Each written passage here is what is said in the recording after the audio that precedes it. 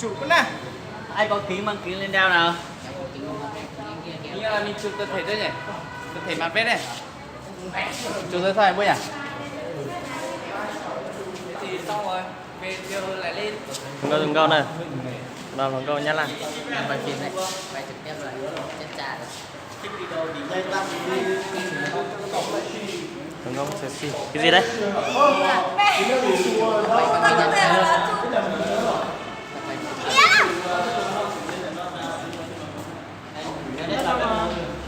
Thế thì tôi chụp ở một lưu ấy.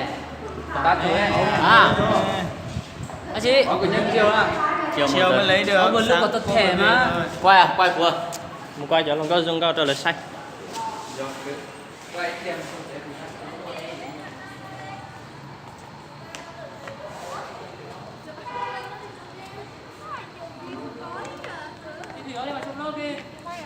Chụp trong lớp à?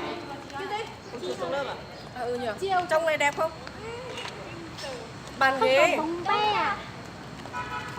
À, tính nó vào trong lớp đi. Vào trong lớp chụp kìa.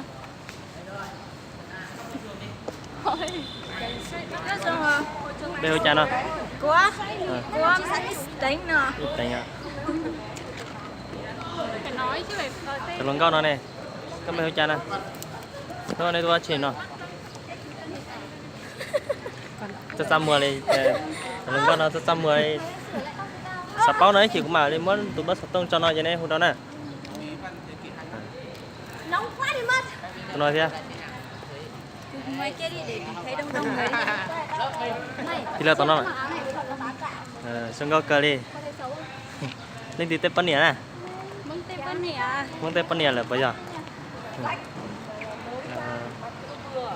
Tôi nói vậy nước bé tôi xí chụp thay đua là dễ xí nè.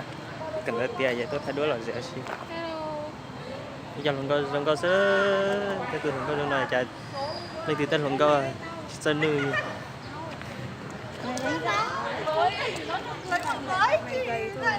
Đang làm gì đấy? Đang làm gì đấy? Chúng tôi đang chụp ảnh đây. Chụp ảnh à? Chụp ảnh à? Đây đây. Đây. Sao mà đi? Có chưa? Đi. Áo cử nhân đâu? Chụp nhanh lên. Chiều mới lấy được. Về rồi. Cô về rồi á?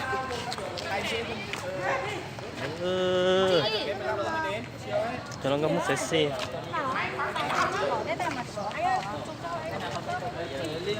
Nhìn cái gì đây? Đây này. Hà ơi. Hà. Một tí là vài người về, một tí Hà là ơi. vài người về. Đi ra đây. Chỉ cả lấy Áo luôn hết đâu. Áo luôn đâu. Áo vàng à? Đừng có nói chạy. Con này chết chiều đừng có lòn à. ai bận về còn chưa là mình chụp đông đủ áo. Tại vì mấy cái người về người ấy nó lại cạn thiếu. Khuôn mặt xinh xắn đi đâu rồi đấy? Cho xin số điện thoại đi. Lấy không? Người ta cho cái email nữa cho cả Facebook. Đi từ áp lên đây nhá. Đi áp lên đây nhá.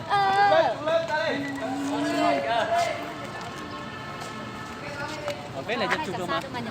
Tụi nó bắt tinh, tụi nó hối già nữa nè. Nó xa. Đấy không? Luôn xì xe. Dạ.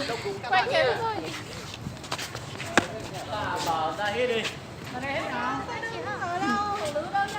Mày ca mày đừng giữa đi. Lữ đang ở dưới phòng công tác. Không biết đang nói chuyện với thầy.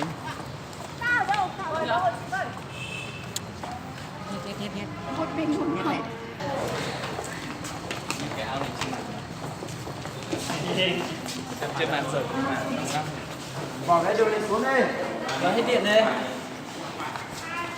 Bật điện ra kia.